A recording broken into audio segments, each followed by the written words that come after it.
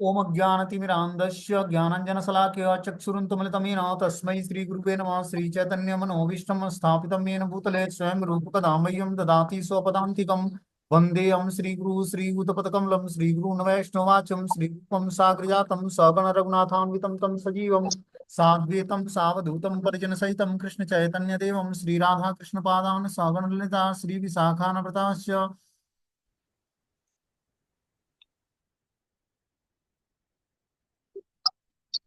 त्यानन्दं नमस्तुभ्यं प्रेम जानवे पते नमः। नमो महावदन्याय प्रेम प्रदायते कृष्णाय कृष्ण चैतन्य नामिने गौरव नमः। पंचतत्वात्मकं कृष्णं भक्त रूप स्वरूपकं भक्तावतारं भक्ताख्यं नमामि भक्ति सत्यकं। हे कृष्ण करुणा सिंधु दीनबंधु जगतपतये गोपेश गोपिका कांत राधा कांत नमस्तुते तप्त कांचन गौरांगे श्री राधे वृंदावनेश्वरी वृषभानुसुते देवी प्रणमामि हरिप्रिये। वाञ्छाकल्पतरुभ्यश्च कृपा सिन्धुभ्यो च पतितानां पावनेभ्यो वैष्णवेभ्यो नमो नमः। जय श्री कृष्ण चैतन्य प्रभु नित्यानंद श्री अद्वैत गदाधर श्रीवासादि श्री गौर भक्तवृंद। हरे कृष्ण कृष्ण कृष्ण हरे हरे, हरे राम राम राम हरे हरे। इसमें आज हम लोग को पढ़ना है भगवत गीता अध्याय 12 भक्ति योग और श्लोक संख्या 8। बोलते हैं कि ममेव मन आ, आदस्यम मयि बुद्धि निवेश निर्विशस्य मय एव अतः ऊर्ध्वं न संशय। मुझ भगवान में अपने चित्त को स्थिर करो और अपनी सारी बुद्धि मुझ में लगाओ, इस प्रकार तुम निसंदेह मुझ में सदैव वास करोगे। क्या बताते हैं भगवान कि मुझ भगवान में अपने चित्त को स्थिर करो, अपनी सारी बुद्धि मुझ में लगाओ, इस प्रकार तुम निसंदेह मुझ में सदैव वास करोगे। इससे पहले भगवान ने बताया था कि जो अपने सारे कार्यों को मुझे समर्पित करके अविचल भाव से मेरी भक्ति करते हुए मेरी पूजा करते हैं और अपने चित्त को मुझ में स्थिर करते हैं और निरंतर मेरा ध्यान करते हैं, उनके लिए हे पार्थ मैं जन्म मृत्यु के सागर से शीघ्र ही उद्धार करने वाला हूँ। ठीक है ना। अब क्या वो बोलते हैं कि अविचल भाव से मेरी भक्ति करते हुए मेरी पूजा करता है, मुझे सब कुछ अर्पित करता है, अविचल भाव से मेरी भक्ति करते हुए मेरी पूजा करता है, अपने चित्त को मुझ में स्थिर करता है और निरंतर मेरा ध्यान करता है, उसके लिए हे पार्थ मैं जन्म मृत्यु के सागर से शीघ्र ही उद्धार करने वाला हूँ। अब यहाँ अगले श्लोक में भगवान बता रहे हैं 8वें में कि मुझ भगवान में अपने चित्त को स्थिर करो और अपनी सारी बुद्धि मुझ में लगाओ, इस प्रकार तुम निस्संदेह मुझ में सदैव वास करो। कैसे वास करोगे? अपने चित्त को स्थिर करो पहले भगवान में और सारी बुद्धि मुझ में लगाओ। बुद्धि देखो बहुत सारी शाखाओं में विभाजित होती है, ठीक है ना। अलग अलग एक्टिविटी, हम जितनी एक्टिविटी दिन रात हम करते हैं उतने भागों में हमारी जो है बुद्धि बटी हुई होती है। सारे जगहों से बुद्धि को एकाग्र करके, मन को एकाग्र करके और भगवान के श्री चरणों में स्थिर करेंगे, तब जाकर हम धीरे धीरे जो है भगवान के भाव में स्थिर हो पाएंगे और सदैव ही उनमें हम वास करेंगे। बोलते हैं जो भगवान कृष्ण की भक्ति में रत रहता है उसका परमेश्वर के साथ प्रत्यक्ष संबंध होता है। जो भगवान की भक्ति में रत रहता है, रत का रहने का मतलब है कि मन और बुद्धि को एकाग्र करके भगवान के श्री चरणों में स्थिर कर देना, इसको बोलते हैं रत होना। ठीक है ना। उसका परमेश्वर के साथ प्रत्यक्ष संबंध होता है। जब जीवात्मा भगवान की शुद्ध भक्ति करना शुरू करता है और पूर्ण रूपेण कृष्ण की भक्ति में रत हो जाता है, तब वो परमेश्वर के साथ अपने प्रत्यक्ष संबंध को जान जाता है कि मैं भगवान श्री कृष्ण का नित्य दास हूँ। और तब वो उनकी प्रेममय सेवा करना चाहता है। जैसे एक स्वामी और एक नौकर होता है तो क्या होता है, नौकर को पता है कि स्वामी किस समय आएंगे, किस समय जाएंगे, क्या खाएंगे, क्या पिएंगे, कहाँ रहेंगे, क्या इनके लिए फेवरेबल है, क्या अनफेवरेबल है। उसी तरह जब जीवात्मा भगवान के प्रति रति जागृत कर लेता है भक्ति करके, तब वो परमेश्वर के साथ अपने प्रत्यक्ष संबंध को जान पाता है कि मैं भगवान का नित्य दास कैसे हूँ। अतः इसमें किसी प्रकार का संदेह नहीं कि प्रारंभ से ही उसकी स्थिति दिव्य होती है। जब वो भगवान के साथ अपने संबंध को जान जाता है, प्रत्यक्ष संबंध को, तब उसकी स्थिति जो है दिव्य अवस्था में होती है।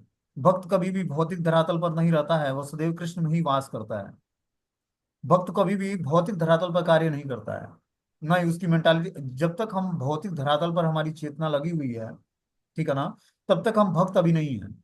अभी हम वर्क टू प्रोसेस हैं, मतलब अभी प्रोसेस में हैं, भक्त नहीं बने हैं। ऐसा नहीं कि धोती कुर्ता तिलक धारण कर लिया, चोटी रख लिया तो भक्त बन गए, ऐसा नहीं है। भक्त बनने के लिए क्या है, हृदय का ट्रांसफॉर्मेशन होना चाहिए, हृदय परिवर्तन होना चाहिए। हृदय में राधा कृष्ण का निवास स्थान बन जाएगा जब हम भगवान की शुद्ध भक्ति को अडॉप्ट करेंगे। शुद्ध भक्ति होती क्या है? अन्याभिलाषिता शून्यम ज्ञान कर्माद्यानावृतम अनुकूलेन कृष्णानुशीलनम भक्ति उत्तमा। मतलब अनुकूल से संकल्पम प्रतिकूल से वर्जनम, जो अनुकूल चीजें हैं उसको स्वीकार करके प्रतिकूल चीजों का वर्जन करना, ठीक है ना, ये धीरे धीरे हमें शुद्ध भक्ति की तरफ प्रोग्रेस दिलाता है। और शुद्ध भक्ति क्या होता है? अन्य अभिलाषिता शून्यम, अन्य अभिलाषाओं से शून्य हो जाना, मतलब भौतिक इच्छाओं से मुक्त हो जाना। और ज्ञान कर्माद्य अनावृतम, ज्ञान और कर्मों से मुक्त हो जाना। अभी हम ज्ञान में स्थिर होकर भक्ति करने का प्रयास करते हैं, ठीक है ना। ज्ञान में स्थिर होने का मतलब है कि बहुत सारे ज्ञान हम अर्जित करते हैं भगवान के सब्जेक्ट को जानने के लिए, उसका यूज करते हैं। लेकिन जब भगवान से प्रेम हो जाता है, ठीक है ना, भक्तों का, तो ज्ञान किसी काम का नहीं, ज्ञान और वैराग्य ही जाकर भक्ति और प्रेम में कन्वर्ट हो जाता है। भक्ति के दो पुत्र हैं, ज्ञान और वैराग्य। जब ज्ञान और वैराग्य परिपक्व अवस्था में आएंगे तो वही प्रेम का रूप धारण कर लेगा, वही भगवान से प्रेम करा तो ज्ञान और वैराग्य लुप्त हो जाएगा और प्रेम प्रकट हो जाएगा। बता रहे हैं यहाँ पर कि भक्त कभी भी भौतिक धरातल पर नहीं रहता, वो सदैव कृष्ण में वास करता है। भगवान का पवित्र नाम और भगवान अभिन्न है, अतः जब भक्त हरे कृष्ण कीर्तन करता है तो कृष्ण तथा उनकी अंतरंग शक्ति भक्ति की जीवा पर नाचते रहते हैं। जब जीवात्मा भगवत नाम का कीर्तन करता है तो क्या होता है? भगवान श्री कृष्ण उसके जीवा पर नृत्य करते हैं। देखो, एक होता है कि वृंदावन में वास करना, और एक है हृदय ही वृंदावन बन जाना। जैसे आप देखते हो बड़े बड़े आचार्य गण हैं, वो वृंदावन में आते हैं 1 महीने के लिए, और 12 महीने 11 महीने क्या करते हैं? विदेशों में प्रचार करते हैं या अलग अलग स्टेट में जाते हैं, प्रचार करते हैं। और प्रचार सक्सेस भी होता है, लोग भक्त भी बनते हैं। क्या है? उनका हृदय ही राधा कृष्ण के निवास का स्थान बन गया है, ठीक है ना। तो जहाँ राधा कृष्ण का निवास स्थान है वही वृंदावन है। और जो हमारा हृदय वृंदावन में रहकर और राधा कृष्ण का निवास स्थान नहीं है, पवित्र नहीं है, और बुद्धि शुद्ध नहीं है, तो हम वृंदावन में रहकर वृंदावन में नहीं है। और कोई विदेश में रहकर राधा कृष्ण उसके हृदय में निवास करते हैं, ठीक है ना, और वो प्रचार करता है, भगवत नाम का जप करता है, भगवत प्रसाद खाता है, और उसकी वाणी सुनकर लोगों का हृदय परिवर्तन होता है, तो वो वृंदावन में ही है, क्योंकि उसकी चेतना में राधा कृष्ण निवास करते हैं। तो इम्पोर्टेंट क्या है? इम्पोर्टेंट है अपनी चेतना को हमें भौतिक धरातल से उठाकर और आध्यात्मिक धरातल पर स्थिर करना, ये ज्यादा इंपॉर्टेंट है। यही वृंदावन निवास का वास्तविक उद्देश्य है, कि हृदय का परिवर्तन हो जाना। जब हृदय में राधा कृष्ण का निवास स्थान होता है तो क्या होता है? जब भगवान का निवास स्थान हृदय बन जाता है तो हृदय ही वृंदावन बन जाता है। आगे इसमें बता रहे हैं कि भगवान का पवित्र नाम और भगवान अभिन्न है, अतः जब भक्त हरे कृष्ण का कीर्तन करता है तो कृष्ण और उनकी अंतरंग शक्ति श्रीमती राधा रानी जीवा पर नाचती रहती है। तो जब भगवान के पवित्र नाम का कोई जप करता है तो क्या होता है? राधा कृष्ण जो है जीवा पर नृत्य करते हैं। भगवान का नाम और भगवान में कोई अंतर नहीं है। मतलब अगर जो भगवान का नाम जप करते हैं और भगवान का दर्शन करते हैं तो दोनों में कोई डिफरेंस नहीं है। बोलते हैं जब वह कृष्ण को भोग चढ़ाता है तो कृष्ण प्रत्यक्ष रूप से उसे ग्रहण करते हैं, और इस तरह भक्त इस उचिष्ट को खाकर कृष्णमय हो जाता है। जो इस प्रकार सेवा में नहीं लगता है वह नहीं समझ पाता कि यह सब कैसे होता है। यद्यपि भगवद गीता तथा अन्य वैदिक ग्रंथों में इसी विधि की संस्तुति की गई है। क्या बता रहे हैं यहाँ पर? कि जब व्यक्ति कृष्ण को भोग चढ़ाता है और कृष्ण प्रत्यक्ष रूप से उसे ग्रहण करते हैं तो इस तरह भक्त उस उचिष्ट को खाकर कृष्णमय हो जाता है। देखो, भगवत प्रसाद की इतनी महिमा है कि अगर जो हम पूरे जीवन भर भगवान का प्रसाद खाते हैं, नाम जप नहीं करते हैं, धाम वास नहीं करते हैं, पवित्र प्रसाद खाने मात्र से क्या होगा? हम धीरे धीरे समस्त पापों से मुक्त हो जाएंगे और अगला जीवन भक्तों का मिलेगा। जो ये चरणामृत हम पीते हैं, जो भगवान का या गुरुदेव का चरणों का चरणामृत होता है, क्या करता है ये? अकाल मृत्यु हरणम सर्व व्याधि विनाशनम विष्णु पादत्वा पित्वा पुनर्जन्म न विद्यते। अकाल मृत्यु का हरण करता है, सर्व व्याधि विनाशनम। जिस व्याधियों से छूटने के लिए व्यक्ति क्या क्या तरीका अपनाता है, बस चरणामृत पान करने से समस्त व्याधियों से निपट जाएगा वो। इतना पावरफुल है भगवान के और गुरुदेव के चरणामृत का पान करना। विष्णु पादत्वा पित्वा पुनर्जन्म न विद्यते, उसका फिर से पुनर्जन्म नहीं होगा। बस क्या करना है? चरणामृत का पान करना। तो भगवान से संबंधित कोई भी वस्तु का हम अगर जो उपयोग करते हैं तो वो उतना ही पावरफुल है जितना नाम पावरफुल है। भगवान का दर्शन, भगवान का नाम, भगवान का धाम, भगवान का रूप गुण लीला सब कुछ जो है दिव्य स्तर पर है, भौतिक स्तर पर कुछ भी नहीं है। ये तुरंत ही हमारे हृदय को परिवर्तित कर देता है। इसीलिए हमें क्या करना है? जो भी हम भक्ति के अनुकूल कार्य करते हैं, प्रसाद ग्रहण करते हैं, नाम जप करते हैं, कथाओं का श्रवण करते हैं, तो बहुत ही प्रीति पूर्वक करनी है उसको। जब हम प्रीति पूर्वक करेंगे तो धीरे धीरे हमारे हृदय का परिवर्तन होगा और हृदय परिवर्तन होकर उसी में राधा कृष्ण का नित्य निवास स्थान बन जाएगा। आगे बताना कि अथ चित्तम समाधातु न शक्नोति मयि स्थितम अभ्यास योग ततो मामिक्षम छाप्तु धनंजय। हे धनंजय, हे अर्जुन, यदि तुम अपने चित्त को अविचल भाव से मुझ पर स्थिर नहीं कर सकते हो तो तुम भक्ति योग के विधि विधानों का पालन करो। इस प्रकार तुम मुझे प्राप्त करने की चाह उत्पन्न करोगे। हर व्यक्ति को भगवान को प्राप्त करने की चाह उत्पन्न करनी है, तो उसको क्या करना पड़ेगा? और जो तुम अपने चित्त को अविचल भाव से मुझ पर स्थिर नहीं कर सकते हो, आपका चित्त मन शांत नहीं है, वह अभी विचलित होता है, तो क्या बोलते हैं भगवान कि तुम भक्ति योग के विधि विधानों का पालन करोगे। जैसे मान लो कि कोई कनिष्ठ भक्त है, उसका मन विचलित है, मन लगता नहीं है भक्ति में, या फिर नाम जप करता है तो बहुत सारे थॉट्स आते हैं, बहुत सारे संकल्प विकल्प चलने लगते हैं, इसका मतलब अभी वो विचलित हो रहा है भक्ति से।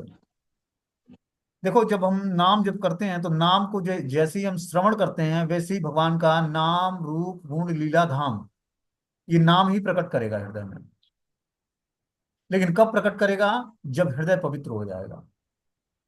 और जो नाम लेते हुए बहुत सारे सांसारिक व्यक्ति वस्तु स्थान का चिंतन होता है, इसका मतलब अभी हमारा हृदय परिवर्तन नहीं हुआ, हृदय शुद्ध नहीं हुआ, अभी अनर्थ निवृत्ति नहीं हुई। इसलिए हमें क्या करना है? नाम को ध्यान पूर्वक कंसंट्रेट होकर एकाग्रता पूर्वक श्रवण करना है। तब जाकर वो नाम क्या करेगा? हमारे हृदय में जाकर नष्ट प्रायेषु अभद्रेषु, समस्त अभद्रता को नष्ट करेगा। और क्या होगा? धीरे धीरे जो है हम अपने समस्त अनर्थों से छूटकर और निष्ठा लेवल की भक्ति को प्राप्त करेंगे। चेतो दर्पण मार्जनम भव महादावाग्नि निर्वापणम होगा। चित्त का दर्पण साफ होगा और महादावाग्नि निर्वापणम होगा। महादावाग्नि निर्वापण मतलब हृदय में क्लेश उठते हैं, बहुत सारे क्लेशों से ग्रसित हृदय है, उस क्लेशों से ग्रसित हृदय को हरि नाम क्या करता है? साफ करता है। तो चेतो दर्पण मार्जनम भव महादावाग्नि निर्वापणम श्रेयो कैरो चंद्रिका वितरणम विद्यावधु जीवनम आनंदाम बुद्धिवर्धनम प्रतिपदम पूर्णामृत आस्वादनम सर्वात्मनम परम विजेते श्री कृष्ण संकीर्तनम। जब हम श्री कृष्ण संकीर्तन करते हैं, नाम जब करते हैं, तो क्या होता है? भव महादावाग्नि निर्वापणम, हृदय में जो भव रोग है, ठीक है ना, भौतिक कलमश है, वो सब धीरे धीरे नष्ट होता है।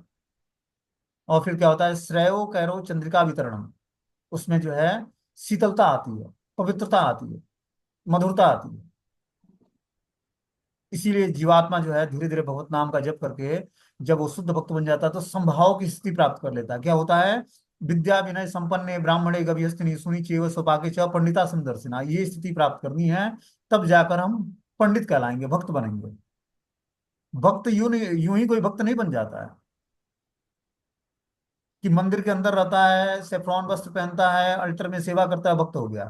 भक्त का मतलब है हृदय का ट्रांसफॉर्मेशन हो जाना, हृदय परिवर्तित हो जाना, संभाव की स्थिति प्राप्त कर लेना। तब वो पंडित कोई छोटा मोटा टाइटल नहीं है, पंडित बहुत बड़ा टाइटल है। क्या बोलते हैं कि विद्या विनय संपन्ने ब्राह्मणे गव्यस्तिनि, जब वो विद्या और विनय से संपन्न हो जाता है तो ब्राह्मण, गाय, हाथी, कुत्ता और चांडाल सबको समान दृष्टि से देखता है। तब वैसी स्थिति जब जीवात्मा प्राप्त कर लेता है तब वो पंडित कहलाता है। पंडित कोई छोटा मोटा टाइटल नहीं है कि यूं ही पंडित जी बोल दिए किसी को। पंडित का अर्थ बता रहे हैं भगवान कि जब वो समभाव की स्थिति प्राप्त कर लेता है, गाय, ब्राह्मण, हाथी, कुत्ता, चांडाल सबको समान दृष्टि से देखता है। समान दृष्टि का मतलब हो गया कि व्यवहार में तो परिवर्तन होगा, सबके साथ व्यवहार एक समान नहीं होगा, लेकिन दृष्टि समान होगी। सबके अंदर परमात्मा के रूप में भगवान का प्रेजेंस देख पाएगा। और इस तरह से जीवात्मा जो है, जब भगवान का हर जीवात्मा में प्रेजेंस देखता है तो किसी के प्रति अपराध नहीं करता है। जब तक हम इस भौतिक संसार में किसी को अपना मित्र, किसी को शत्रु मानेंगे, तब तक हम इस ड्युअलिटी भरे जीवन से ऊपर नहीं उठ पाएंगे कि ये हमारा शत्रु है, ये हमारा मित्र है। इसीलिए हमें संभाव की स्थिति प्राप्त करनी है। और यूं ही प्राप्त नहीं होती है संभाव की स्थिति। संभाव की स्थिति बहुत लंबे समय तक, जब हमारी अनर्थ निवृत्ति हो जाएगी, निष्ठा, रुचि, आसक्ति, भाव और प्रेम, इस स्थितियों को जब हम प्राप्त करेंगे निष्ठा के आगे, तब जाकर धीरे धीरे हमारा हृदय परिवर्तन होगा। और आत्म साक्षात्कार की जब तक स्थिति प्राप्त नहीं होगी, ठीक है ना, तब तक हम संभाव की स्थिति प्राप्त नहीं कर पाएंगे। क्या बोलते हैं भगवान कि ब्रह्म भूत प्रसन्न आत्मा न सोचति न कांक्षति सम सर्वेषु भूतेषु मद भक्ति लगते ब्रह्म। उस स्थिति को प्राप्त करने के बाद जीवात्मा जो है ब्रह्मभूत प्रसन्न आत्मा, ब्रह्मभूत मतलब आत्म साक्षात्कार कर लेना, आत्मा के स्तर को जान जाना कि मैं शरीर नहीं आत्मा हूं। इस लेवल पर पहुंचकर ब्रह्मभूत प्रसन्न आत्मा, तब वो अभी दुखी आत्मा है भौतिक संसार में, तब जाकर प्रसन्न आत्मा होता है। अभी भौतिक संसार में बहुत सारे दुख और क्लेश हैं, ठीक है ना, जहां पर हम निवास करते हैं। लेकिन जब आत्म साक्षात्कार जीवात्मा कर लेता है तब वो प्रसन्न आत्मा होता है। प्रसन्न आत्मा तभी होगा जब वो भगवान का रियलाइजेशन अपने जीवन में कर लेगा, आत्म स्तर पर वो प्राप्त कर लेगा। तब जाकर ब्रह्मभूत प्रसन्न आत्मा न सोचती न कांक्षती, अब उसके अंदर कोई थॉट्स पैदा नहीं होंगे, संकल्प विकल्प नहीं चलेंगे, किसी के बारे में कोई चिंतन नहीं, अखंड चिंतन भगवान श्री कृष्ण और राधा रानी का। तब जाकर जीवात्मा जो है समभाव की स्थिति प्राप्त कर लेता है, और ऐसे भक्त का भगवान की भक्ति पर राइट्स बन जाता है, अधिकार बन जाता है। हम जब तीव्रता से भगवान का भजन करेंगे, गुरुदेव का आश्रय ग्रहण करके, दीक्षा ग्रहण करके, तब हमारी अनर्थ निवृत्ति होगी। जब हम गुरु सेवा करते हैं, नाम जप करते हैं गुरु के माध्यम से दीक्षा लेकर, तो क्या होता है, हमारी धीरे धीरे हृदय का परिवर्तन शुरू होता है, ठीक है ना। परिवर्तन शुरू होता है तो क्या होता है, धीरे धीरे सारी अवश्यता नष्ट होती है। अभी अनर्थ प्रकट नहीं हुई है, अभी तो फर्स्ट क्लास भक्ति चल रही है, समझ रहे बात को। माला भी चल रहा है, धन भी कमा रहे हैं, घर परिवार भी चल रहा है, सब कुछ हो रहा है। जब एग्जाम आता है इस रास्ते पर, भगवान सब कुछ हरण कर लेते हैं, जैसे बलि महाराज का सब कुछ भगवान ने छीन लिया, अब कर भक्ति। उसके बाद भगवान का एग्जाम शुरू होता, माया का प्रलोभन आएगा। धन चाहिए, जन चाहिए, सुंदरी चाहिए, कविता चाहिए, गुणगान चाहिए, ग्लोरिफिकेशन चाहिए, क्या चाहिए, कि हमारी शुद्ध भक्ति चाहिए। तो जब वो स्थिति आएगी तब जाकर हृदय से पुकार निकलेगी, न धनम न जनम न सुंदरी कविता वा जगदीश कामये मम जन्मनि जन्मनेश्वरी भवताद भक्ति हेतु की त्वयि। कि हे प्रभु, न तो हमें धन चाहिए, न जन चाहिए, न कविता, मतलब अपना ग्लोरिफिकेशन नहीं चाहिए किसी से, पूजा लाभ मान प्रतिष्ठा नहीं चाहिए किसी से, न सुंदरी, न पुरुष और स्त्री चाहिए सुंदर, न भोग की सुविधाएं चाहिए। बस क्या चाहिए, मम जन्मनि जन्मनेश्वरी भवताद भक्ति हेतु की त्वयि, कि आपकी अहेतु की अप्रतिहता भक्ति चाहिए, जो आत्मा को भाने वाली है। ये स्थिति प्राप्त करके जीवात्मा भगवान के धाम जाने के योग्य होता है, अभी जाता नहीं है, उसके अंदर क्वालिफिकेशन आता है, तब जाकर वो धीरे धीरे भक्ति में आगे बढ़ता है। कृष्ण भक्ति तलवार पे धार के चलने के बराबर है। अभी हम लोग पारिवारिक जीवन में हैं तो हमें अनुभूतियां नहीं होती होंगी। भगवान, हर एक जीवात्मा का भगवान से एक यूनिक संबंध है। उस जब संबंध को जब जागृत करने का प्रयास करोगे, तो माया का इतना बड़ा प्रलोभन है, इतना एग्जाम आता है इस रास्ते पर कि व्यक्ति जो है विचलित हो जाएगा। लेकिन क्या है कि श्याम सुंदर भगवान त्रिभंग श्याम सुंदर है, तीन जगहों से टेढ़े हैं। अब उसने क्या किया, भगवान का नाम जप करके भगवान को ललकारा है। वास्तविकता सुनना, कि नाम जप करके भगवान को ललकारा अपने जीवन में। अब भगवान त्रिभंग श्याम सुंदर जब उस जीवात्मा के जीवन में आना शुरू करते हैं, तो क्या करते हैं, समस्त पापों को उद्वेलित हो जाता है, समस्त पाप उसके अंदर हिलोर लेने लगते हैं, प्रकट होने लगते हैं, सारे अनर्थ जो हैं प्रकट होंगे। जब क्या करेगा, भगवत भक्ति गुरु दीक्षा लेकर और भक्तों के संग में नाम जप करेगा, तब जाकर हृदय से अनर्थ प्रकट होंगे। और जब हृदय से अनर्थ प्रकट होंगे, तब धीरे धीरे काम क्रोध लोभ मद मद मात्सर्य जो है मूर्तिमान स्वरूप में हृदय में प्रकट होंगे। और ये सब चीजें जो है नाम इसको फॉर्मेट करेगा धीरे धीरे, तब जाकर सुशीतल हृदय जिसमें राधा कृष्ण का नित्य निवास स्थान बना। इतना आसान नहीं है कि हम लोग सोचते हैं कि यूं ही माला पकड़ा और तुरंत भगवत धाम की तैयारी हो गई। इतना आसान होता तो सब भगवान के भक्त होते और सब भगवान के धाम में होते। कोई इस संसार में भटकता नहीं, बहुत मुश्किल है, बहुत ही रेयर है। बोलते हैं भगवान की हजारों हजारों की संख्या में मेरी भक्ति को लोग स्वीकार करते हैं। उन हजारों की संख्या में आने वाला व्यक्ति में से कुछ दो चार दस भक्त सिद्धि के लिए प्रयास करते हैं, सैकड़ों की संख्या में। उस सैकड़ों की सिद्धि करने प्राप्त करने वाले के प्रयास में कोई एक व्यक्ति वास्तव में सिद्धि को प्राप्त करता है, इतना मुश्किल है भगवान की भक्ति। इसीलिए जन्म जन्मांतर व्यक्ति जो है अलग अलग जोनियों में भटकते भटकते कहीं उसकी स्वीकृति इकट्ठी हुई, तब वो कृष्ण भक्ति को एडॉप्ट किया। और चैतन्य महाप्रभु ने 8 श्लोकों के माध्यम से श्रद्धा से लेकर प्रेम तक का एक मार्ग बताया है, ठीक है ना। उस 8 श्लोकों को जब हम क्रम वाइज अपने जीवन में धारण करेंगे, तब भगवान की प्रेमा भक्ति को प्राप्त कर पाएंगे। वो क्या है, जब हम शुरुआत से जब हम श्रद्धा, कोमल श्रद्धा थी, हमने साधुओं के मुख से सुना, भक्तों के मुख से सुना कि हरि नाम का जप करना है। हमारे अंदर कोमल श्रद्धा जगी उस साधु के प्रति, उस भक्त के प्रति, और हमने नाम जप करना शुरू कर दिया। अब जैसे जैसे नाम जप शुरू किया, तो हमें श्रद्धा हमारी धीरे धीरे प्रगाढ़ होती गई। पहले अनर्थ निवृत्ति हुई, साधु संग भजन क्रिया। जब हम साधु संग में भजन क्रिया करेंगे तब जाकर अनर्थ निवृत्ति शुरू होगी। जब अनर्थ निवृत्ति होगी तब हम निष्ठा का लेवल प्राप्त कर पाएंगे। निष्ठा लेवल पर क्या होता है, हमारे 50% हृदय के अनर्थ नष्ट हो जाते हैं। और जब 50% हृदय के अनर्थ नष्ट हो जाते हैं तब व्यक्ति दृढ़ हो जाता है। दृढ़ता आने का मतलब है कि वो भगवान के नाम में उसको धीरे धीरे टेस्ट आने लगेगा। वो सोचेगा कि मैं, मेरा कभी मंगला आरती नहीं छूटनी चाहिए, भक्तों का संग नहीं छूटना चाहिए, भगवान का दर्शन नहीं छूटना चाहिए। जिस तरह अपने जीवन में नहाना, खाना, सोना, उठना, बैठना एक रूटीन वाइज हो जाता है, उसी तरह भगवत नाम का जप करना, भगवान को टाइम से प्रणाम करना, भगवान की स्तुति पाठ करना, भगवान के नाम रूप गुण लीलाओं का श्रवण करना, वो कभी छोड़ना ही नहीं चाहेगा। और जो उसका एक दिन क्लास मिस हो गया, एक दिन उसकी चैंटिंग मिस हो गई, तो उसको लगेगा कि मेरे जीवन तो आज का जो टाइम है वो व्यर्थ चला गया। जैसे व्यक्ति का कुछ जो है बड़ा पुत्र शरीर छोड़ दे, वही स्थिति हो जाती है जब भक्ति, एक दिन भी उस भक्ति से व्यक्ति जीवात्मा जब विमुख होता है। तो मान लो कि किसी ऐसे कारण में फंस गया कि आज उसके पास चांसेस ही नहीं है कि आज वो माला हो पाएगी उसकी।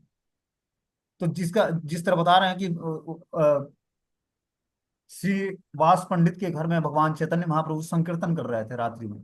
रात्रि में श्रीवास पंडित के वहां महाप्रभु अखंड संकीर्तन करते थे, और श्रीवास पंडित का जो है बेटा मर गया।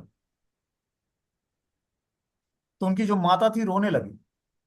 श्रीवास पंडित ने देखा कि घर में क्या हो गया, तो उन्होंने बोला कि बेटे का देहांत हो गया। तो श्रीवास पंडित ने अपनी पत्नी को चुप कराया, बोला कि महाप्रभु के संकीर्तन में बाधा नहीं आनी चाहिए। और रात्रि भर पूरा संकीर्तन चला, लेकिन महाप्रभु चैतन्य देव को मालूम हुआ कि घर में कुछ अशुभ घटना हुई है, जिसे आज संकीर्तन में वो आनंद नहीं आ रहा है। तो नाम संकीर्तन जो है इतना इंपॉर्टेंट है जीवात्मा के लिए कि उसके जीवन में अगर जो कुछ घटना भी हो जाती है, छूट, तो संकीर्तन बंद नहीं होता है उसका। क्योंकि प्रारब्ध के अनुसार सब कुछ मिलेगा और छूट जाएगा। लेकिन नाम संकीर्तन ये प्रारब्ध के भरोसे नहीं मिलता है, ये कृपा के भरोसे मिलता है। आचार्यों की, गुरु की, भगवान की जब कृपा होती है, तब जीवात्मा भगवान का नाम जप करने के लिए श्रद्धा जागृत होती है उसकी। जब करोड़ों वर्ष व्यक्ति गंगा नहाकर दान दे लेता है, तब उसके पास कहीं स्वीकृति इकट्ठी होती है कि अब तू भगवत नाम का जप कर ले। करोड़ों वर्ष गंगा नहाकर, दान देकर, तपस्या करके, धामों का दर्शन करके, उसके बाद भी कोई व्यक्ति उसको टकरता नहीं जीवात्मा, कि चल अब तू भगवान कृष्ण का नाम जप कर। इतना एक एक नाम जो है इतना इंपॉर्टेंट है। और नाम जप की स्वीकृति कैसे मिलती है? नाम जप करने से ही नाम जप की स्वीकृति मिलती है। तो हमें जो ये इंपॉर्टेंट टाइम मिला है, ठीक है ना, प्रमाणिक संप्रदाय में हम लोग जुड़े, प्रमाणिक गुरु से दीक्षा लिया। अब हरि नाम का जब हम प्रमाणिकता के साथ श्रवण करते हुए साधु संग में जब भजन क्रिया करेंगे, तब हमारा हृदय का ट्रांसफॉर्मेशन होगा, परिवर्तन होगा। लंबे समय तक जब हम एसोसिएशन ऑफ डिवोटी, जैसे क्या होता है, एक नशा करने वाला व्यक्ति होता है, वो जब अपने ग्रुप में नशा करता है तो उसको ज्यादा नशा चढ़ता है, ठीक है ना।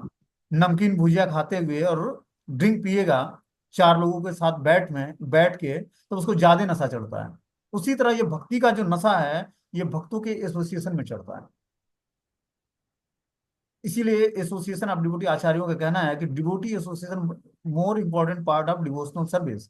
जब तक हम डिवोटी एसोसिएशन नहीं करेंगे, तब तक हमारा जो है भक्तिमय जीवन में अनर्थ निवृत्ति नहीं होगी। जब तक अनर्थ निवृत्ति नहीं होगी, तब तक हृदय का परिवर्तन नहीं होगा। और जब तक हृदय का परिवर्तन नहीं होगा, तब तक हम निष्ठा लेवल की भक्ति को जागृत नहीं कर पाएंगे। और जब निष्ठा लेवल की भक्ति जागृत होती है, तो जब हम उससे आगे बढ़ते हैं, तो रुचि, आसक्ति, भाव और प्रेम क्या होता है, भगवान के नाम में टेस्ट आने लगेगा। भगवान का नाम कितना मधुर है, मीठा है, ये रुचि मतलब टेस्ट आने लगेगा उस नाम में। जैसे जैसे आप नाम लोगे, वैसे वैसे अमृत का आस्वादन होगा। जिस तरह अमृत पीने से व्यक्ति अघाता नहीं है, उसी तरह नाम लेने से अघाएगा नहीं। उसको लगेगा कि और हमें नाम जप करना है, और नाम जप करना है। फिर उस नाम से आसक्ति हो जाएगी। जैसे किसी व्यक्ति की आसक्ति हो जाती है, उसके बिना रह नहीं पाता है। उसी तरह जब आसक्ति नाम से हो जाती है, तो नाम के बिना हम रह नहीं पाते हैं। और जब हम नाम के बिना रह नहीं पाते हैं तो क्या होता है, 24 घंटे अखंड संकीर्तन करते हैं। अब always remember Krishna, never forget Krishna, ये स्थिति प्राप्त हो जाती है कि मैं कृष्ण को कभी ना भूलूं, कृष्ण को हमेशा याद रखूं। और फिर जाकर आसक्ति ही भाव में कन्वर्ट हो जाती है। भाव भक्ति को प्राप्त करके भगवान से 5 रसों में आदान प्रदान होता है जीवात्मा का। और वही वृंदावन की रस उपासना है। वृंदावन में जब तक हम भाव भक्ति को प्राप्त नहीं करेंगे, तब तक वृंदावन के रस तत्व को हम समझ नहीं पाएंगे। और वही जब रस गाढ़ा हो जाता है तो भगवान से प्रेम प्रकट हो जाता है। प्रेम प्रकट होते ही, भाव प्रकट होते ही हृदय में जो है नाम रूप गुण लीला धाम सब हृदय में ही प्रकट हो जाएगा। बैठे बैठे भगवान अपने गोलोक बिहारी, अपने गोलोक धाम में क्या लीलाएं कर रहे हैं, यहाँ से बैठे बैठे जीवात्मा जान जाएगा। ये भगवान की कनेक्टिविटी है, स्पिरिचुअल कनेक्टिविटी। जैसे होता था पहले रेडियो में, आकाशवाणी से यहाँ से प्रसारण हो रहा है, तो वृंदावन गोलोक वृंदावन धाम में भगवान क्या लीलाएं संपन्न कर रहे हैं, बैठे बैठे यहाँ से उसकी कनेक्टिविटी बन जाती है। जब क्या करता है, जब प्रमाणिक गुरु से दीक्षा लेता है तो गुरु के माध्यम से हृदय में बीज का रोपण होता है। बीज का रोपण हो गया, अब गुरु के माध्यम से हमारे हृदय में बीज का रोपण हो गया, भक्ति लता बीज का। अब उसका जब हम श्रवण और कीर्तन करेंगे, भक्ति के 9 अंगों का पालन करेंगे, श्रवणम कीर्तनम विष्णु स्मरणम पाद सेवनम अर्चनम वंदनम दास्यम साक्ष्यम आत्मनिवेदनम। इसमें से श्रवण और कीर्तन मोर इंपॉर्टेंट पार्ट है। जब हम श्रवण और कीर्तन करते हैं तब वो भक्ति लता बीज का पोषण होता है। भक्ति लता बीज जो है एक लता का रूप धारण करके इस भौतिक ब्रह्मांड का भेदन करती है। भौतिक ब्रह्मांड का भेदन करके समस्त वैकुंठ लोकों को पार करके भगवान श्री राधा कृष्ण के चरण कमलों में स्थान प्राप्त करती है। और वहां पर जाकर वो रुक जाती है। तो हर जीवात्मा की जो भक्ति का वास्तविक डिस्टिनेशन है, राधा कृष्ण के चरण कमलों का आश्रय ग्रहण करना है। ये तभी होगा जब हम सफिशिएंट मात्रा में नाम संकीर्तन और कथाओं का श्रवण, जब तक हम श्रीमद् भागवतम भगवत गीता के कथाओं का श्रवण नहीं करेंगे, नाम जप नहीं करेंगे, तब तक हमारे भक्ति लता बीज का पोषण नहीं होगा। चाहे हम कितना भी आध्यात्मिक गुरु से दीक्षा ले लिया, चाहे कुछ भी कर लिया, लेकिन जब तक हम श्रवण और कीर्तन रेगुलर बेसिस नहीं करेंगे, तब तक हमारे भक्ति का लता बीज का पोषण नहीं होगा। और जब तक पोषण नहीं होगा, तब तक जो है वो लता बढ़ के और भगवान श्री राधा कृष्ण के चरण कमलों का आश्रय ग्रहण नहीं करेगी। इसीलिए रूप गोस्वामी ने बोला है, गुरु पादाश्रय ग्रहण करके नाम जप करेंगे, ठीक है ना, कथाओं का श्रवण करेंगे, तब जाकर गुरु एक ट्रांसपेरेंट माध्यम है भक्त और भगवान के बीच में एक यूनिक संबंध जागृत करने का। वो हमारे ईगो को, फॉल्स ईगो को काटता है और क्या करता है, हमें भक्ति में आगे बढ़ाता है अपने सदव्यवहार से, सदाचरण से, सद्बुद्धि से। जैसे क्या होता है कि एक एक बिजली का कनेक्शन है, उसी बिजली के कनेक्शन से आप कूलर भी जोड़ते हो तो ठंडा हवा देता है। उसी कूल इलेक्ट्रिसिटी से आप हीटर जोड़ते हो तो गर्म आंच देता है, वो आग देता है। स्रोत एक ही है, लेकिन वो क्या करता है, कूलर ठंडा हवा देता है और हीटर जो है अग्नि देता है, ताप देता है। उसी तरह जब हम प्रमाणिक गुरु से जुड़ते हैं, तब हमें हमारे हृदय की स्थिति पता लगती है। उस तरह पता नहीं लगेगा, उस तरह जो हम नाम जप करेंगे तो हमें स्वीकृति मिलेगी। स्वीकृति, हमें नाम जप की स्वीकृति तो मिलती जाएगी, लेकिन वास्तविक सेवा भगवान की तभी होगी जब हम आचार्य परंपरा में जुड़ेंगे। आचार्य परंपरा में जुड़ने का मतलब है कि आचार्य परंपरा एक चैनल सिस्टम है। जब हम प्रमाणिक गुरु से दीक्षा लेते हैं तो हम एक चैन में जुड़ जाते हैं। जैसे श्री कृष्ण से परंपरा चली आई, जैसे 4 संप्रदाय हैं, 4 संप्रदाय में हम किसी भी प्रमाणिक संप्रदाय में आचार्य मुख से जब हम मंत्र श्रवण करके और दीक्षा लेकर और जब हम भक्ति का प्रोसेस शुरू करते हैं, तब क्या होता है, हमारी भक्ति तब शुरू होती है जब हम गुरु पादाश्रय ग्रहण करते हैं। जैसे भगवान कृष्ण ने ब्रह्मा जी को ज्ञान दिया, भगवान कृष्ण ने भगवान शिव को ज्ञान दिया, भगवान कृष्ण ने माता लक्ष्मी को ज्ञान दिया, भगवान कृष्ण ने 4 कुमारों को ज्ञान दिया। इस तरह से 4 संप्रदाय चले आए, जिसमें से पहला है ब्रह्म माधव गौड़ी संप्रदाय, जिसके अंतर्गत समस्त गौड़ी संप्रदाय आते हैं। और ठीक है ना, तो ये क्या है, ब्रह्म माधव गौड़ी संप्रदाय है। दूसरा है रुद्र संप्रदाय, जिसको वल्लभ संप्रदाय बोलते हैं। वल्लभ संप्रदाय भगवान शिव से चला आ रहा है। तीसरा है श्री संप्रदाय, जिसको लक्ष्मी संप्रदाय या श्री संप्रदाय बोलते हैं, वो माता लक्ष्मी से संप्रदाय चला आ रहा है। चौथा है ब्रह्मा जी के 4 कुमार पुत्र, जिसको हम निम्बार्क संप्रदाय बोलते हैं, उस संप्रदाय से एक परंपरा चली आ रही है। तो जब हम इस 4 संप्रदायों में किसी भी प्रमाणिक संप्रदाय में प्रमाणिक गुरु से दीक्षा लेकर और उनकी सेवा करते हैं, उनके मुख से निकला हुआ जो वाक्य है उसका अपने जीवन में पालन करते हैं, तब हमारी भक्ति शुरू होती है। और फिर जाकर धीरे धीरे हृदय का परिवर्तन शुरू होता है। फिर जाकर हम साधु की कैटेगरी में आएंगे। साधु का मतलब है कि पूर्ण रूपेण हृदय में राधा कृष्ण का निवास स्थान बन जाए। साधु का मतलब ये नहीं है धोती कुर्ता तिलक धारण कर लिए, जनेऊ पहन लिए और जो है कंठी धारण कर लिया तो साधु बन गए। 500 रुपये में शुद्ध भक्त बन गए। 500 रुपये में जो शुद्ध भक्त होना होता तो सभी शुद्ध भक्त हो जाते। कि 300 की धोती, 200 का कुर्ता और 100 रुपये की कंठी तिलक और शुद्ध भक्त बन गए जी। पैंट शर्ट छोड़ दिया, धोती कुर्ता पहन लिया तो साधु बन गए। ड्रेस परिवर्तन से हृदय का परिवर्तन नहीं होता है। हो सकता है व्यक्ति पैंट कमीज में घूमता हो और धोती कुर्ते वाले से महान साधु हो। तो हृदय का परिवर्तन ज्यादा इंपॉर्टेंट है। और जो हृदय में काम क्रोध लोभ मद मात्सर्य ईर्ष्या द्वेष है, इसका मतलब हृदय परिवर्तन नहीं हुआ। हृदय परिवर्तन होते ही क्या होता है, समस्त नाम रूप गुण लीला धाम हृदय में प्रकट हो जाती है, संभाव की स्थिति प्राप्त हो जाती है, आत्म साक्षात्कार की स्थिति प्राप्त हो जाती है। उसका समस्त कार्य भगवान को ऑफरिंग होने लगता है। और इस तरह से जीवात्मा धीरे धीरे जो है भगवान का प्रेम प्राप्त करने के योग्य हो पाता है। आगे इसमें बता रहे हैं कि जो इस प्रकार सेवा में नहीं लगता है वह नहीं समझ पाता कि यह सब कैसे होता है। यदि भगवत गीता तथा अन्य वैदिक ग्रंथों की इसी विधि से संस्तुति की गई है, क्या बोलते हैं यहाँ पर, कि जो भगवान कृष्ण की भक्ति में रत है उसका परमेश्वर के साथ प्रत्यक्ष संबंध जागृत होता है, अतः उसमें किसी भी प्रकार का संदेह नहीं है। प्रारंभ से ही उसकी स्थिति दिव्य होती है। भक्त कभी भी भौतिक धरातल पर नहीं होता है, वो सदैव कृष्ण में ही वास करता है। भगवान का पवित्र नाम और भगवान अभिन्न है। अतः जब भक्त हरे कृष्ण महामंत्र का कीर्तन करता है तो कृष्ण तथा उनकी अंतरंग शक्ति भक्त की जीवा पर नाचते रहते हैं। जब वो कृष्ण का भोग चढ़ाता है तो कृष्ण प्रत्यक्ष रूप से उसे ग्रहण करते हैं। इस तरह भक्त इस उचिष्ट को खाकर कृष्णमय हो जाता है। जो इस प्रकार सेवा में नहीं लगता है वह नहीं समझ पाता है कि यह सब कैसे होता है। यद्यपि भगवत गीता तथा अन्य वैदिक ग्रंथों में इसकी विधि की संस्तुति की गई है। तो जब हम भगवत गीता के ज्ञान को सीखते हैं, सुनते हैं, समझते हैं, तब हम भक्ति के वास्तविक उद्देश्य को जान पाते हैं कि भक्ति करने करके हम क्या लाभ करना है हमें। मान लो कि रेगुलर बेसिस हम 2-2.5 घंटे नाम जप करते हैं, कथाओं का श्रवण 1-1.5 घंटे करते हैं, लेकिन इसका उद्देश्य क्या है। टाइम वेस्ट करना तो उद्देश्य नहीं कि चलो भैया आज का माला पूरा हुआ, अब माले को हम किल पे टांग देते हैं, अब कल ही उतारेंगे संकल्प पूर्वक। तो नाम का मतलब जो है भगवान की भक्ति का मतलब यह है कि हम धीरे धीरे भगवान से अपना संबंध को जान पाए, उनकी सेवा कर पाए, उनकी प्रेम पूर्वक प्रीति पूर्वक भगवान की सेवा करेंगे, तब हमारा धीरे धीरे जो है भगवान के साथ संबंध जागृत होगा। भगवत गीता का ज्ञान भगवान से हमारे संबंध को पुनर्जागृत करता है। हर जीवात्मा भगवान के धाम में था, भगवान की नित्य सेवाओं में इंगेज था।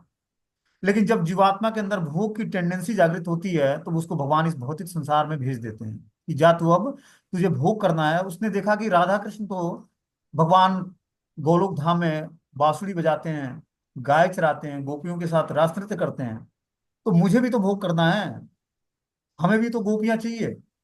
तो गोपियां चाहिए तो भगवान ने इस भौतिक संसार में भेजा जीवात्मा को कि चल तुझे वहां पर सब कुछ फैसिलिटी मिलेगी, खाने पीने रहने अरेंजमेंट सब कुछ, और स्त्री के लिए पुरुष, पुरुष के लिए स्त्री, भोग की सारी सुविधाएं दी और माया के द्वारा प्रताड़ना। तो इस तरह से जीवात्मा जो है भगवान से विमुख होकर इस भौतिक संसार में भोग करने की टेंडेंसी जागृत करके आ गया। और जैसे जैसे उसके अंदर भोग करने की प्रवृत्ति बढ़ती जाती है वैसे वैसे इस भौतिक संसार में फंसता जाता है। जीवात्मा जब माता के गर्भ में होता है 9 महीने लटके हुए, उस मलमूत्र के भांड में उल्टा लटका होता है, उसमें वो थोड़ा भी पायस व्यक्ति होगा तो भगवान से प्रेयर करता है, हे प्रभु हमें इस अंधकूप से बाहर निकालो, हम आपका भजन करेंगे। बस पायस व्यक्ति होगा तभी करेगा ऐसा प्रेयर्स भगवान से, क्योंकि उस अंधकूप में उसको भगवान के दर्शन, वो अंधा कुआं होता है, मलमूत्र का थैली होता है जिसमें जीवात्मा पड़ा होता है, बस नाल के माध्यम से उसको भोजन मिलता है। उसमें वो प्रेयर्स कर रहा होता है कि हे प्रभु आप हमें इस अंधकूप से बाहर निकाले, मैं आपका भजन करूंगा।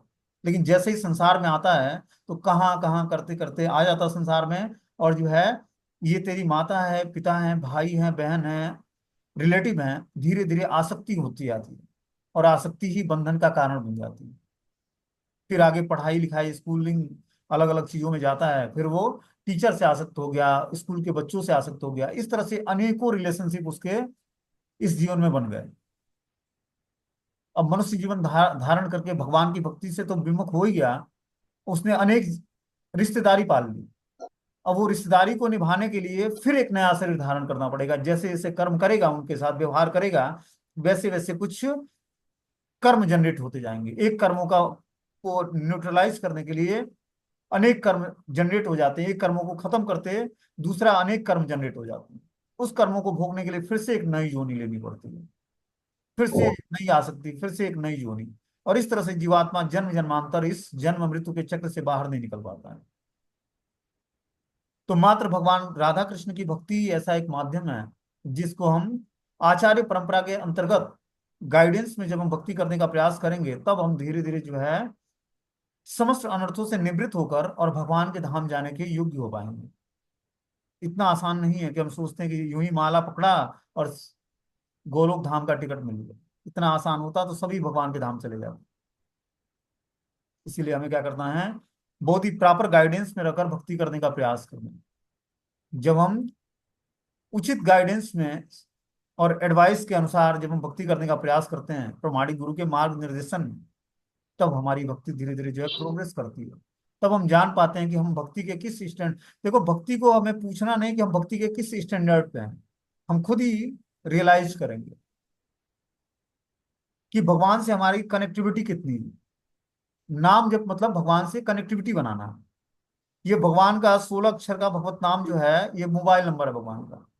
जब हम इसको प्रीति पूर्वक भजन करते हैं तो भगवान से हमारा एक यूनिक संबंध जागृत होता है।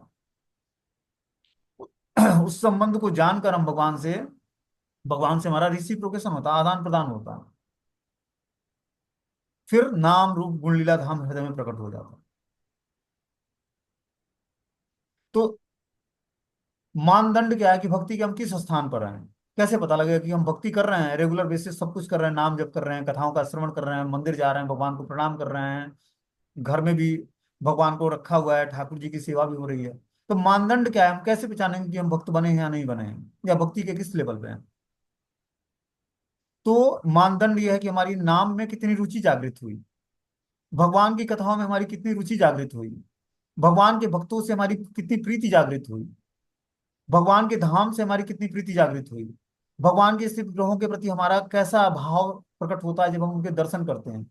क्या हम जाते हैं मूर्ति का दर्शन करते हैं और आगे बढ़ जाते हैं, या रुकते हैं उनसे आदान प्रदान करते हैं, उनके चरण कमलों से लेकर मुखारबिंद तक का दर्शन करते हैं कि भगवान ने आज पैरों में कौन सा पौजेब पहना हुआ है, करधनी कौन सी पहनी हुई है, गले में माला कौन सी पहनी हुई है, भगवान के नेत्र कितने सुंदर हैं, भगवान के भुएं कितने सुंदर हैं, भगवान का मुखारबिंद कितना सुंदर है, भगवान के चरण कमल कितने सुंदर हैं, भगवान की मुस्कुराहट कितनी सुंदर। क्या